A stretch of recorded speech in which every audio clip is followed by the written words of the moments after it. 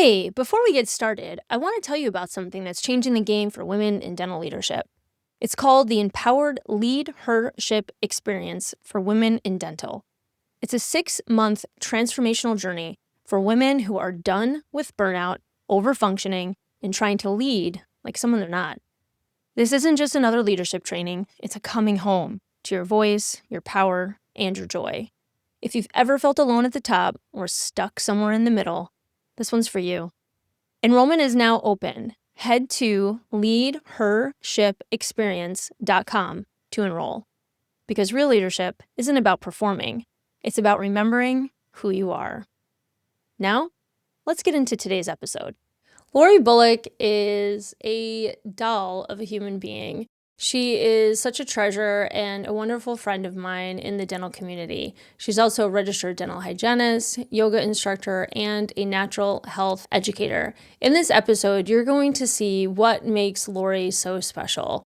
She brings some fundamental truths into why we should take care of ourselves in the dental industry, and also just some basic suggestions and everyday things that we can do that are free, don't cost you anything, are easy to do, and can really make a profound difference in your overall wellness. She's had a huge impact in my life since meeting her. I met her through Dental Entrepreneurial Women, which always brings together some extraordinary women in the dental space. And I'm so grateful to call her a friend, a confidant, and someone who always is rooting me on and cheering for me.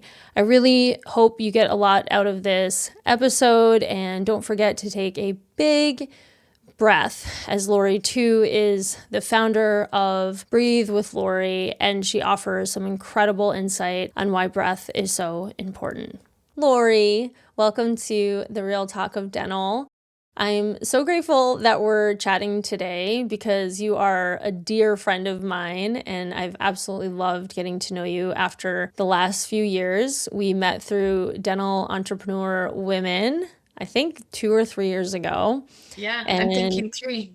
yeah, and we had an instant connection, and you've just been an absolute joy and such a wonderful and beautiful friend to me over the Oh, years, and always in my corner, always rooting for me, which I'm so grateful for.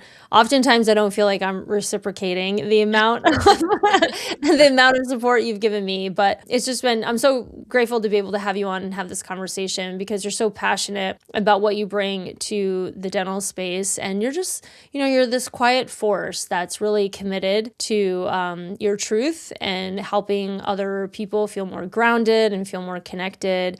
And you have a lot of beautiful resources that people can tap into. And I'm really happy to be able to highlight you and all that you're doing in the space of dentistry.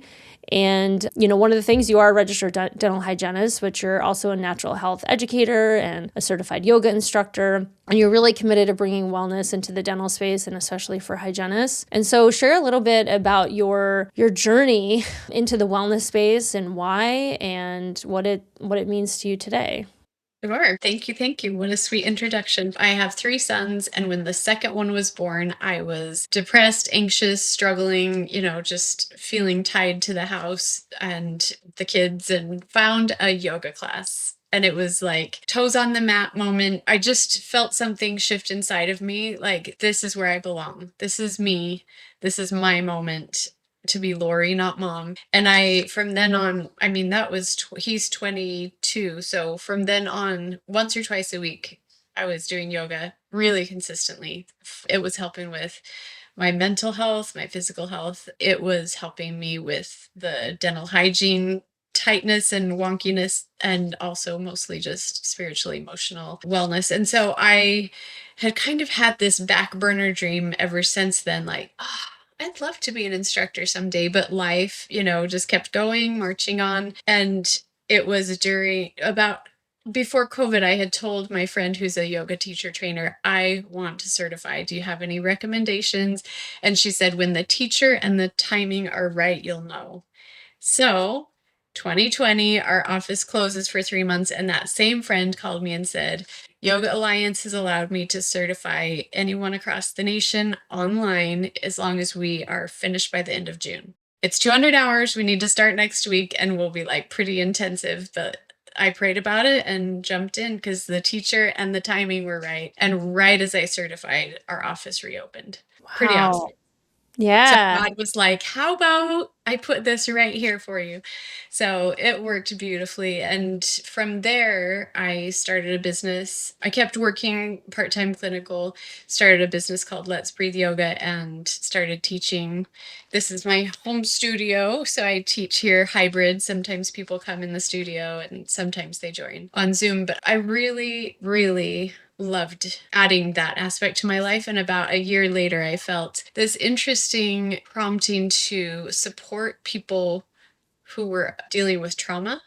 And I was looking into different programs, certifications, trying to decide, and found a mentor named Cynthia Sumner. She's incredible. Her program is called Whole Healing, and I'm one of her coaches now. It was a year-long program, and I've learned so much. So that was the natural health educator piece. And from there, I thought, okay, what can I incorporate into the dental world and yoga and wellness, and have a program now that's called the Wellness Toolkit Experience. That's really fun, and it's been evolving and growing, and I love it. I feel like it rounds out dental hygiene is clinical and it's professional, and I just feel like I wear a different vibe at the office in order to do a good job with my patients. And then here I can have the, softer, gentler, more relaxed side of me, which was missing before when I was just working clinical. So it's been really a good combination for me. It's just a perfect mix, I think. So yeah, thanks for asking.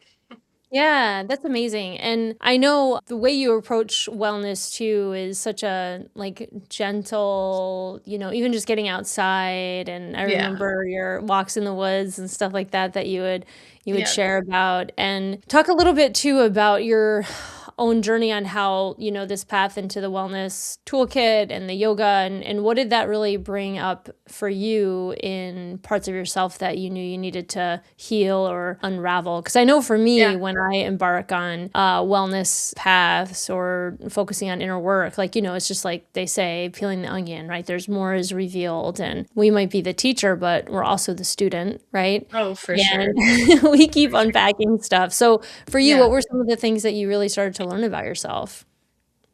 So I would say I've had this thing. Okay, this is fun. I was looking through a box in the attic. We're getting ready to move, and I was looking through all these things that my mom had saved. And in right after high school, I came across a picture. I don't think I have it right here, of me hanging out in a tree that had been tipped over. So Mm. there's this tree. I'm hanging out on it, doing a peace sign, just teenage girl. And interestingly, a big part of my workbook, and I put it right on the cover, Yeah. is me hanging out on this. You can't tell, but there's a tree that's been tipped over and Oh, caught in interesting. that big V. And so I'm like, I've always just, when you realize I've always been me. So that, I think I do deal with mental health issues. And in my 20s was diagnosed with bipolar disorder, which I wasn't able to say out loud, especially not in a public forum, for years and years. I was in denial. I didn't want to take medication the rest of my life. I didn't want to deal with it or talk about it. Now I'm like, wow, I that's been my gift, is to feel broken and to feel tipped over and to feel, Mm. not okay, and then to realize that I am being held. I am caught every time I fall. And so I was actually in an inpatient care facility about 13 years ago. We had made a big cross country move. Things were stressful. I wasn't sleeping. I had a psychotic episode and got in the hospital. My mom visited me, and she looked at me in my like numbed out state in the middle of this group program, people throwing things. It was wild, but I was so numbed out. But the one thing I remember she said to me is, "You're going through this so you can share with other people later and help Mm. other people later." And so a few years ago, when I started teaching about wellness and doing this work, I was like, Mom, guess what? It's the moment that that came back to me. And it was just this beautiful realization that sucked. And here I am being able to take what I've learned. And what I teach is super simple. Like, I mean, the principles: breath, simple; movement, simple; rest and sleep; nourishing your body; eliminating well; healing; abundance; alignment; connection; music; nature; and just change. So I feel like we all can go back to basics. It's not as complicated. We might get in a funk and we might think, oh, I don't even know where to start. We'll start by going outside. Put your feet on the grass, put your face in the sun, touch a tree. Really, those simple, simple things. Those are some of my go-tos when it's like, I just don't even know what I need.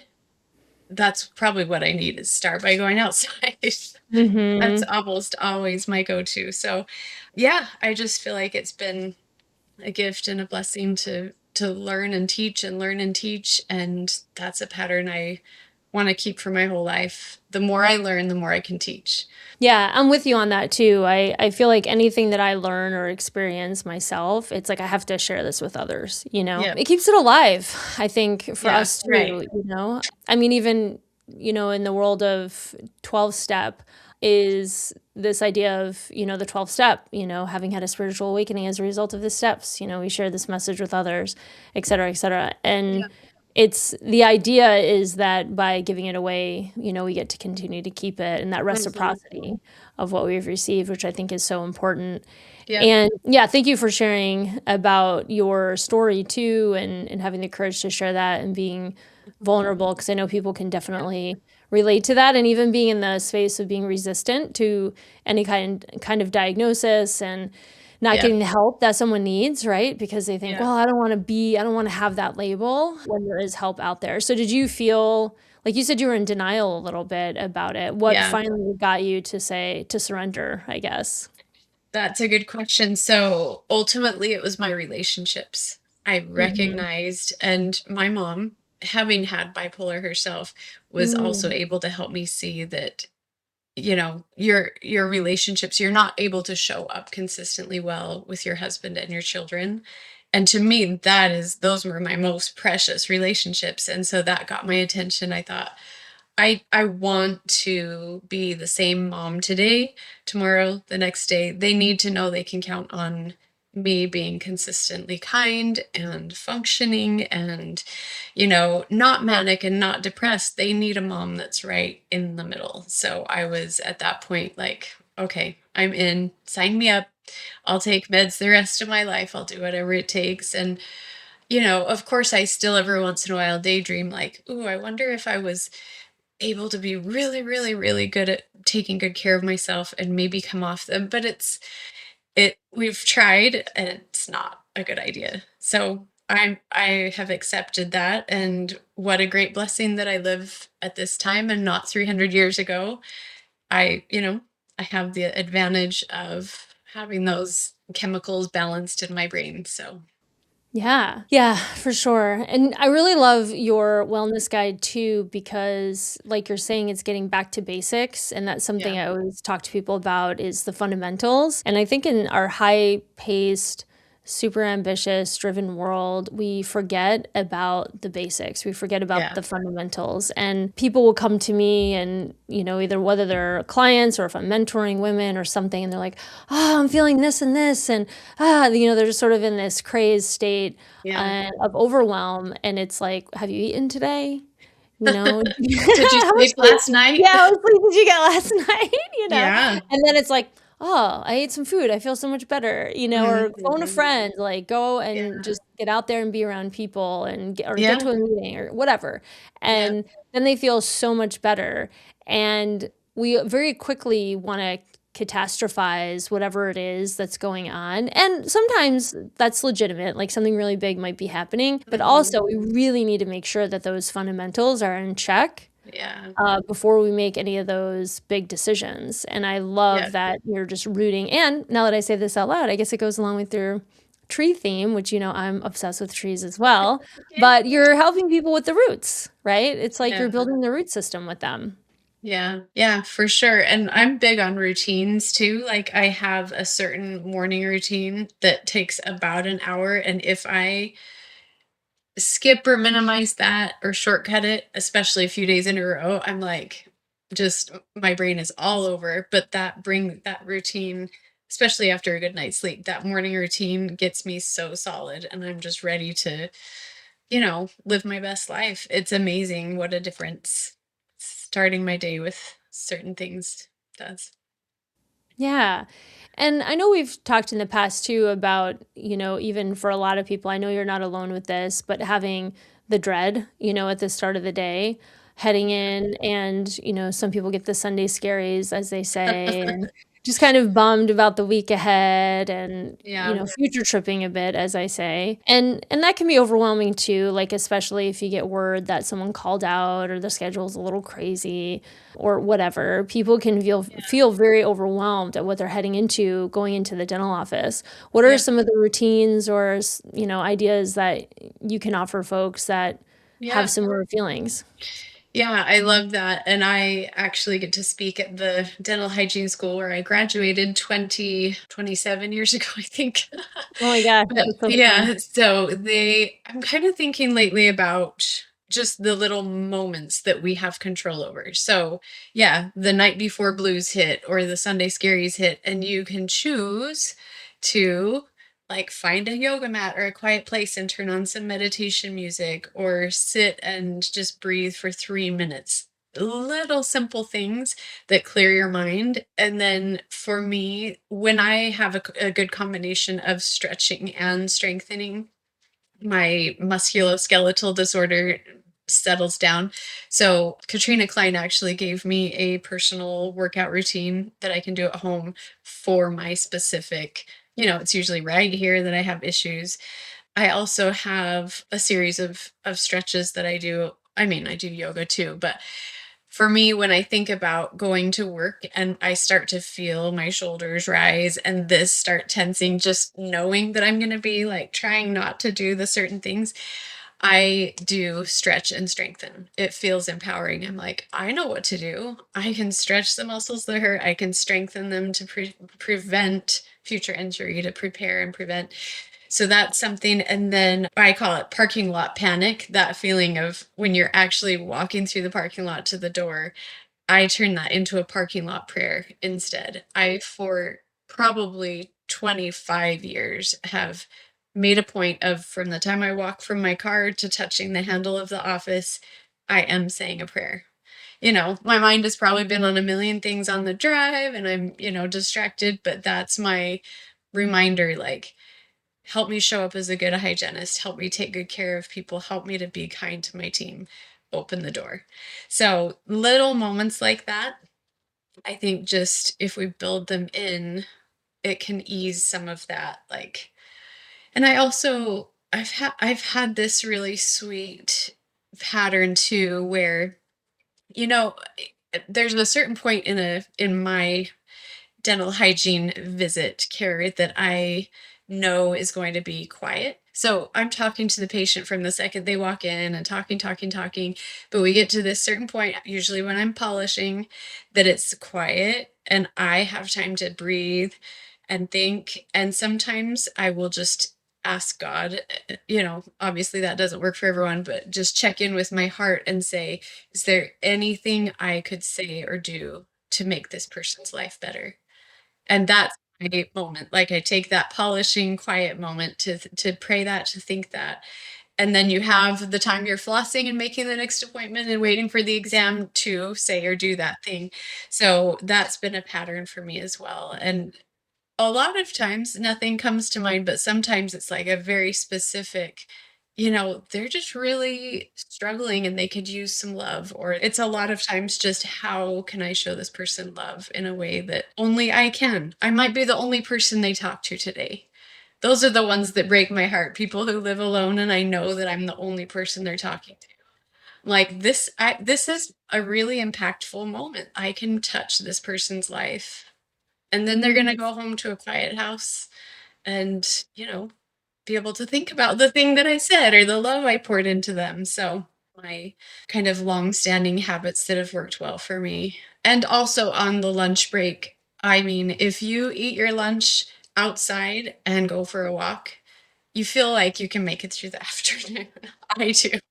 So I try to be outside for lunch yeah, for sure. Yeah.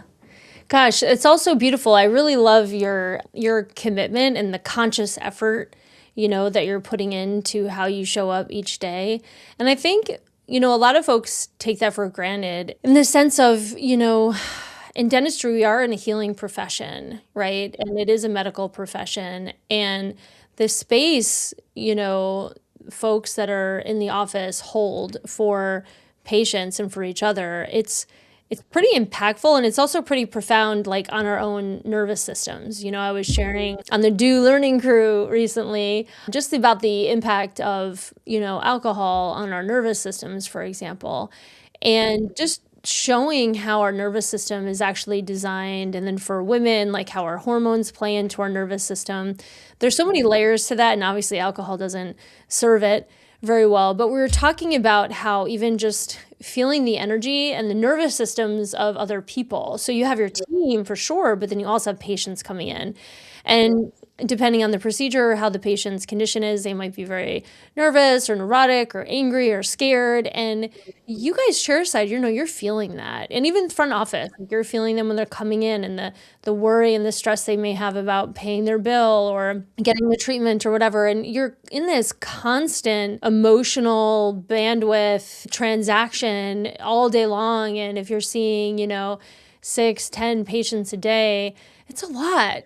And I think a lot of people don't think about that and the level of care that you need to invest in to really have sustainability and to feel fulfilled and feel just generally even okay. Because yeah, the body starts to break down because you're all contorting your bodies in a tough way, but also just the energy exchange. And me, granted, I'm not chairside like y'all are in the office, but the kind of work that I do, in order for me to show up the way that I show up, my self-care and my spiritual practice is like top priority.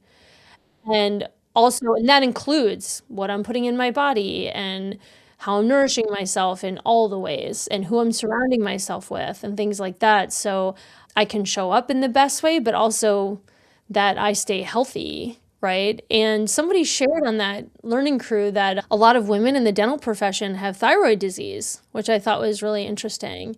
And she wasn't sure even if that had a relation to the stress, nervous system, hormones, all of those types of things. But yeah, so I thought that was really interesting. But yeah, so what are your thoughts on that? Really great point. I've at times, so I've developed this, I'm very visual tactile, like want to picture it, want to have this felt experience. So I have another little routine that I sometimes do will be to pretend that when I get to work, I pretend I'm putting on like this PPE that covers my whole, like just everything and protects me from other people's energy, so that at the end of the day I'm like pretending to take it off, toss it in the dumpster, and get in my car as just me, shedding all of that that's been shared around me. I learned a term recently, secondary traumatic stress, STS, and it is emotional, I'm going to read it, emotional distress from hearing about or witnessing another person's traumatic experience, common in helping professions like therapy, medicine, dentistry, education. So it's, when someone's telling you their dental anxiety story, you get to have secondary traumatic stress, vicarious trauma, because you're empathizing with their trauma and stress. And so we have to be mindful, like, I'm not taking that on. That's theirs. I can empathize, but I'm not taking it into me. Like, I don't need that. I can listen and smile and nod and love on them and let them keep it, or release it, whatever they're ready to do. But I'm not taking it on myself. Yeah, and that too takes conscious effort, Yeah. like I've even been advised, imagine the white light, surrounding you and protecting you. Mhm. And similarly, yeah, and I love everything you're saying because this is stuff, I'm passionate about too. And the reason being is we both know it's the truth, Yeah. you know? And a lot of people don't ever think about these kinds of things. And we Right. all think we're like superhuman or have Yeah, special I'm taking powers. it. And I'm fine. yeah, I get in a stressful I'm fine. I'm situation all fine. the time. It's like, Yeah. you're also human and Or it yeah, won't happen to me, you know? It won't yeah, happen to me, and then it does, so that's and I love, again, your toolkit and the stuff you're saying because the suggestions you're giving and the practices that you have, I mean, it's for all intents and purposes, it's free, it's stuff yeah. that Oh, yeah. It's basic always stuff available. available. Yeah, Yeah. yeah.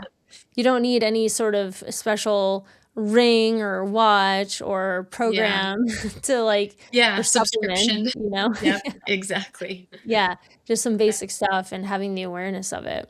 And can I just say too about breath, like, because I Yes. think breath is the most basic, it's the first thing we do on earth when we arrive, and it's the most important thing we do that keeps us here until we die. And I've studied breath. My business is Let's Breathe Yoga, and I'm consistently amazed by how complicated breath is and how simple it is. It's like, how can something so simple as breathe in, breathe out, be written about in Sanskrit, like books and volumes of books about breath holding and different things, and like all the research that's been done all through the centuries of time. People have understood and recognized how important breath is, and there's so many ways to breathe that change our physiology, I guess. My favorite breath is simply breathing in and out through my nose, slow and deep.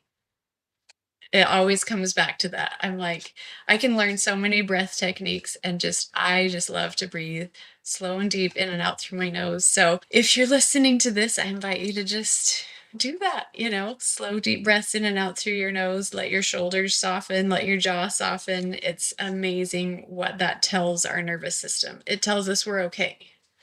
Yeah. I love that you're saying this because one of my big things for 2026 is breath. And just intuitively, it came up for me like, okay, this is the year you're really going to focus on learning how to breathe. Yeah. And I was literally just talking to my husband about this because I've really been starting the year focusing on some breathing exercises. And I was like, oh my God, I feel incredible. And I Yeah. was like laughing because I'm like, this is our breath. This is free. This is so easy Right. to do.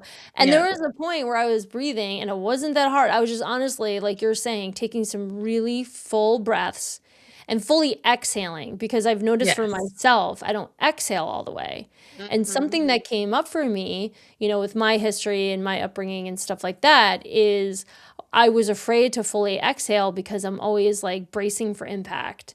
So I've always have this like, oh, don't exhale too much. Make sure you got a little. So there was fear. So when I really started exhaling, all this fear was coming up for me, and there was this. I could tell a little bit of resistance, like, you got to be ready. You got to be ready. And the voice that kept coming up was bracing for impact. Don't let your guard down. Mhm. And that was like emotional at first, even as I was exhaling, because I was like, wow, this is like old programming. This is at like a Yeah. cellular level.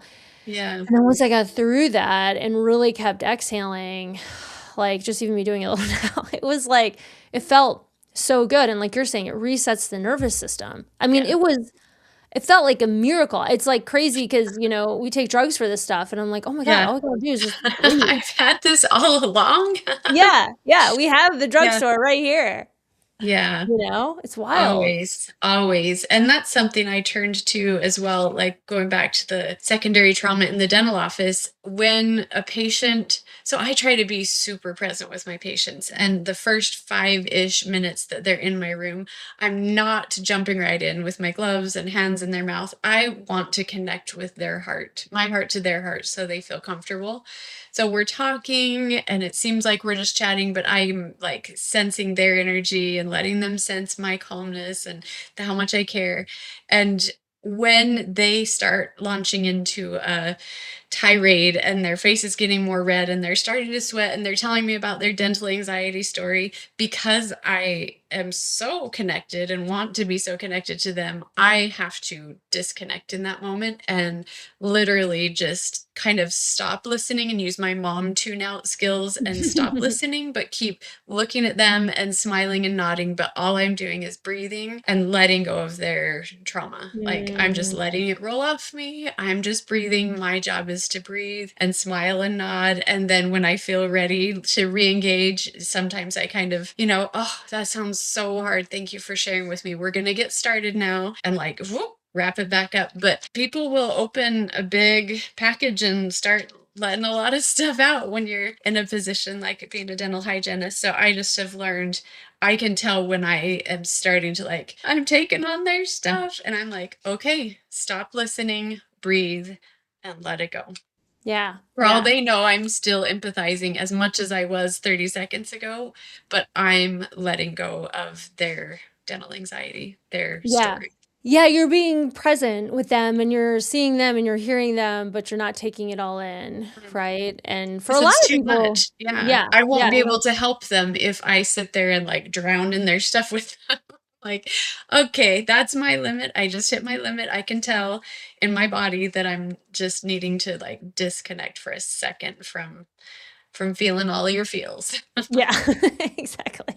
Yeah. Gosh, Lori, thank you so much. This is just such a beautiful conversation. I actually feel calmer just talking to you, so thank you. And we'll have all the information on where folks can find you and even getting access to your toolkit in the show notes below. Thank you so much. I just think everything you're doing, it's where it's needed, and it's such a huge service to so many people. And you don't have to be a dental hygienist, to benefit from this kind of stuff. I think for anybody, right? Anyone in the dental office and even beyond, it's basic fundamental stuff that really helps us stay connected and stay true to who we are. So thank you so much for being on and sharing your story with me. You're welcome. Thank you. It's so fun to spend time with you. Thanks. And thanks everyone who listened. You just listened to the Real Talk of Dental. If it hit, if it stung, if it made you feel just a little more human, good. That's the point. This isn't about fixing practices, it's about healing people. And if you're brave enough to show up real in this industry, you're my kind of leader. Subscribe, call in, send your wildest workplace confession. And most importantly, don't clean up for anyone. The mess, that's where the magic lives. We'll see you again on the next episode.